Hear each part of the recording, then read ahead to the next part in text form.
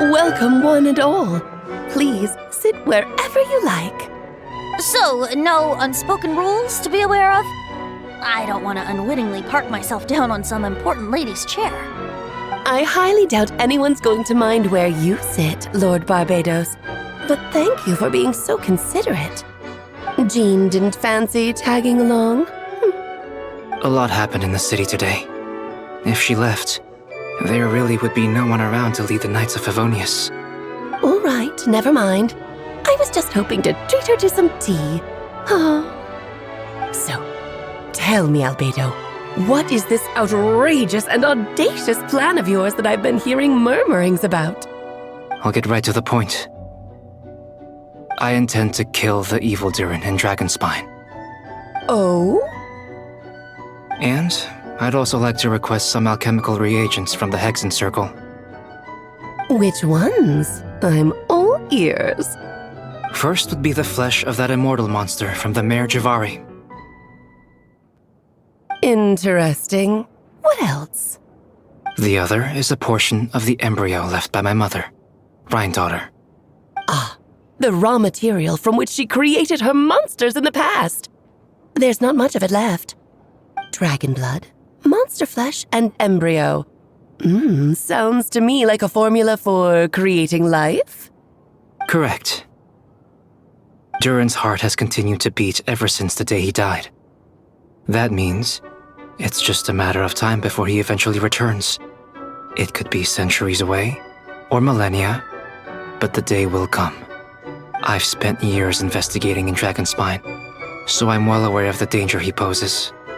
He has already posed a considerable threat to Mondstadt at less than half of his original strength. There's no telling how dire the consequences could be if he ever regained his full life force.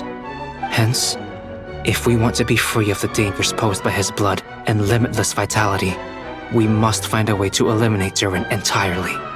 Unfortunately, Durin is a special entity. Even after death, he could reawaken at any moment. So, the solution is to kill him, and then resurrect him in a different form. Upon resurrection, he will no longer be the creature he once was. In fact, he will no longer be a monster at all, because I intend to transform him into a human-like being. During the summer, Klee and I visited a fairy tale world called Simulanka. It was created by mages from the Hexen Circle, so I'm sure you know of it. Of course! It was even the home of one of M's children, the other Oh, I see. It was during that journey that I learned, with certainty, that Durin would return to life one day. That experience inspired me. I met the pure soul M had created, and I knew if I wanted to change Durin's fate, he could be the key. To that end, I devised an alchemical model for the transmutation. The soul will come from the fairy tale dragon of Simulanka, the blood from the original dragon's heart, and the monster remnants from the Mare Javari and the embryo mother left behind will form the flesh. The corrosive nature of the dragon venom and the heightened vitality of the monster remnants will offset each other, keeping the constructed body in perfect balance.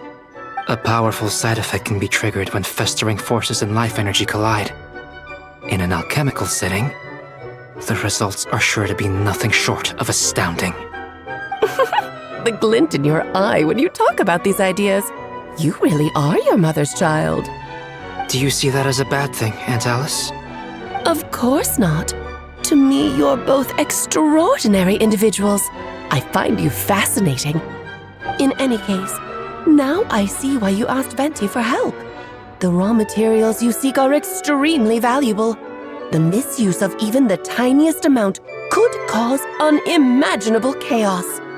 That said, we're happy to give you what you need. But there is one condition. You need to prove you can wield them, and so you must pass the Hexen Circle's trial. I understand. I figured something like this might happen. That's why I asked the Traveler to come along. Oh, you need convincing. I thought you'd want to keep an eye on me. Who knows what sort of outlandish things I might attempt without someone to keep me in check. So you know our tricks, huh? Aunt Alice has always loved the spectacle. Any chance to witness friends come together to support one another. Well, success means little if you have no one to celebrate it with, no? Although, I'm afraid dear Paimon will have to sit this one out. What? Why? The Hexen Circle trials are no walk in the park, my dear. Besides, I already decided on the structure. There's only room for 2 participants, I'm afraid. No more, no less. You understand, don't you, Paimon? Oh, don't be too angry with your dear aunt. Okay. You can turn off the charm. Paimon will stay behind. Thank you for being so understanding. Then, whenever you two are ready, interact with the chessboard on the table. It will guide you through the trial. Then let me make a formal request. Will you go through this trial with me? Are you ready, traveler?